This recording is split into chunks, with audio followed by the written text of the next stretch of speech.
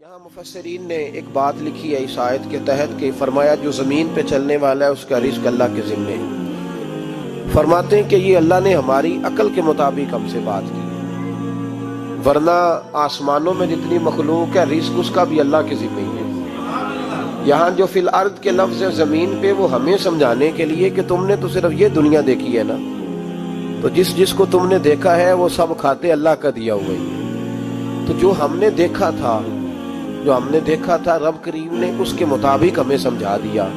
फरमाया कुछ तो तुमने देखे ही नहीं, चलो उनकी तुमसे बात नहीं करते, पर जो तुमने देखे हैं उन सब का रिज़्क़ किसके ज़िम्मे है? अल्लाह के।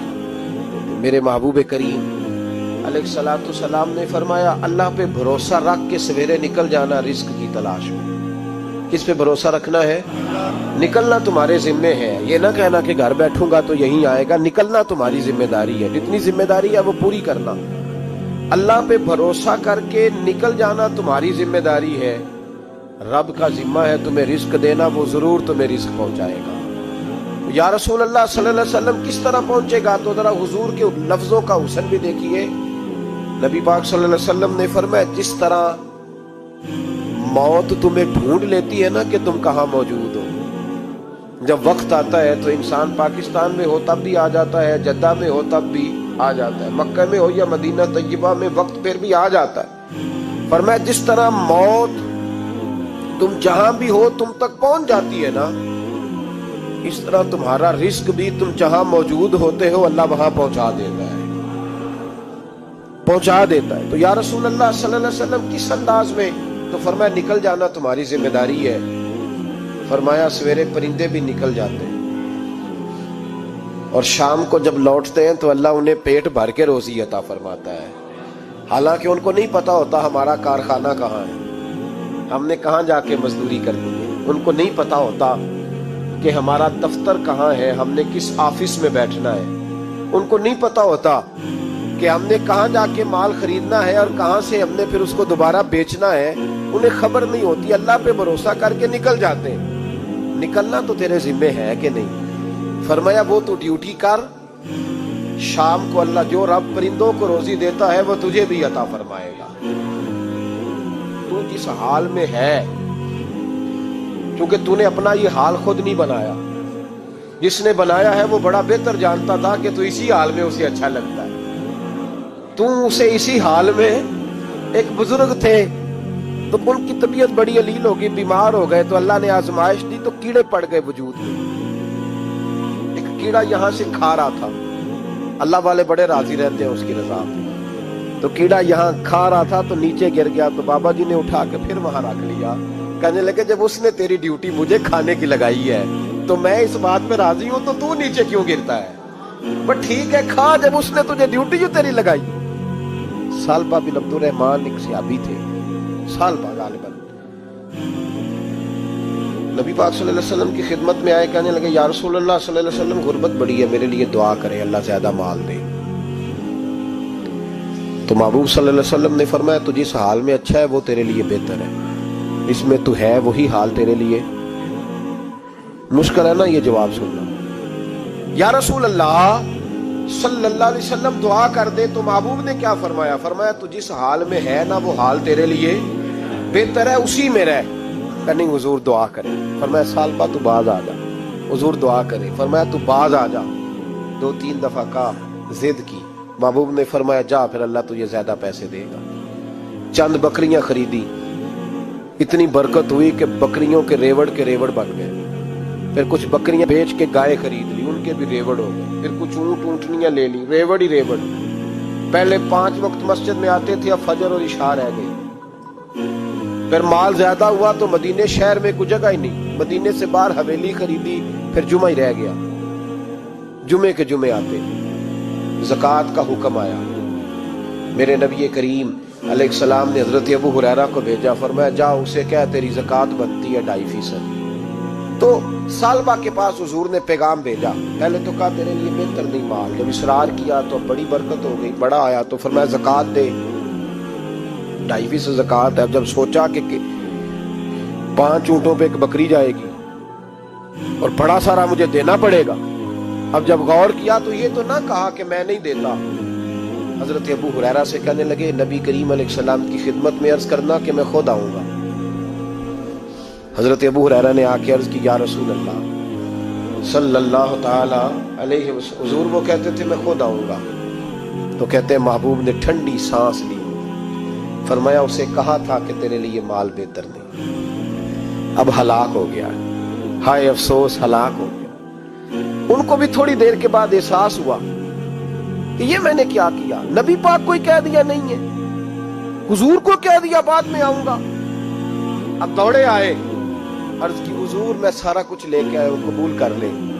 محبوب نے فرمایا گویا بلال حبشی کی خشک کھجور بھی قبول ہے، اور صہیب رومی ایک اٹی بان کی لائے تو وہ بھی قبول ہے، اور عمار بن یاسر اور مصعب بن عمیر اگر 2 دینار دے جائیں اور کوئی پرانا جوڑا کسی سپاہی کے لیے چھوڑ جائے تو وہ بھی قبول ہے، لیکن تو اپنا لاکھوں لے کے چلا جا، تیرا کوئی نہیں قبول، معاف کر دیں۔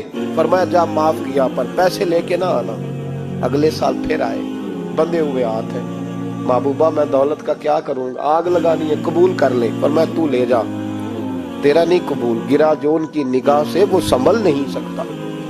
حضور نے وصال ظاہری کیا تو جناب صدیق اکبر کے پاس آئے، لاکھوں کا مال، ابو بکر قبول کر لو، تو جناب صدیق اکبر کہنے لگے اس کا کر لوں جس کا نبی نے نہیں کیا، چل جا کوئی نہیں چاہیے۔ حضرت عمر کے زمانے میں قحط پڑ گیا، بارشیں نہیں ہوتی، غلہ نہیں ملتا، حالات خراب ہے، مالی طور پہ بحران آ گیا، غربتیں، مجبوریاں، تکلیفیں، آ کے روئے عمر میرا قبول کر لو، مجھے معافی تو مل گئی تھی نا۔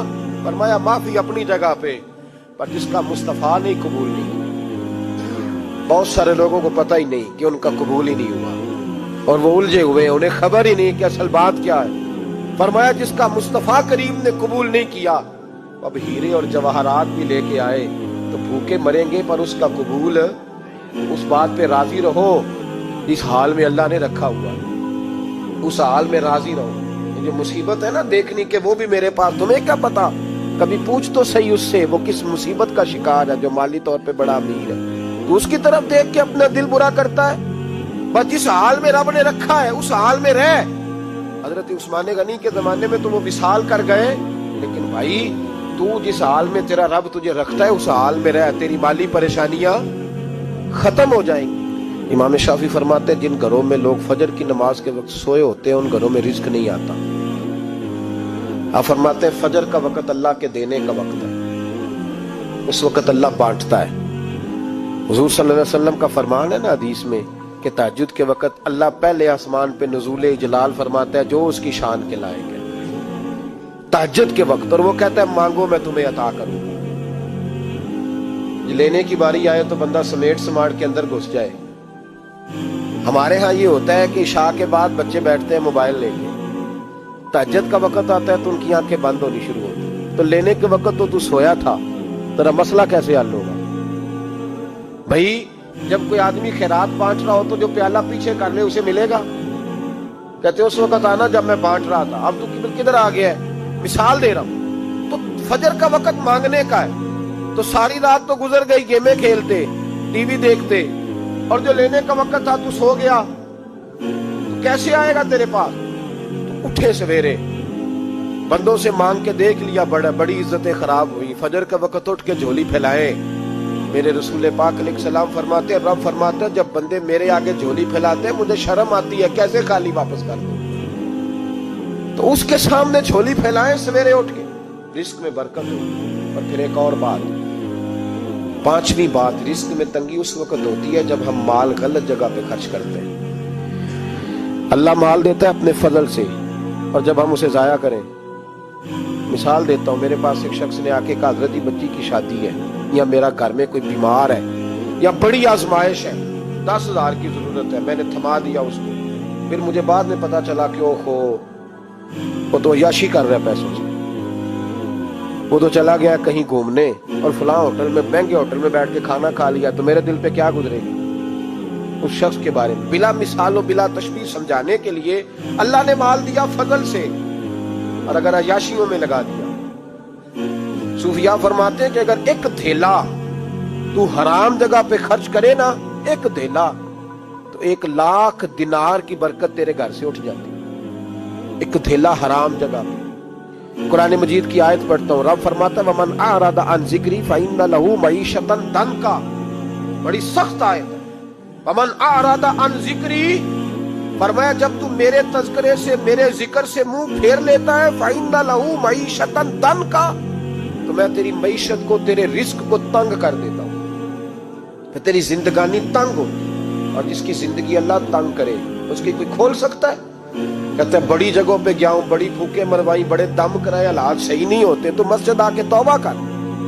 وہ کہہ رہا فَإِنَّ لَهُ مَعِيشَةً ضَنْكًا. اعلان ہے قرآن پاک کا کہ جب تو میرے ذکر سے منہ پھیرے گا, روٹی میری کھائے اور پیسے لے کے عیاشی کرے, مسجد آئی نہ.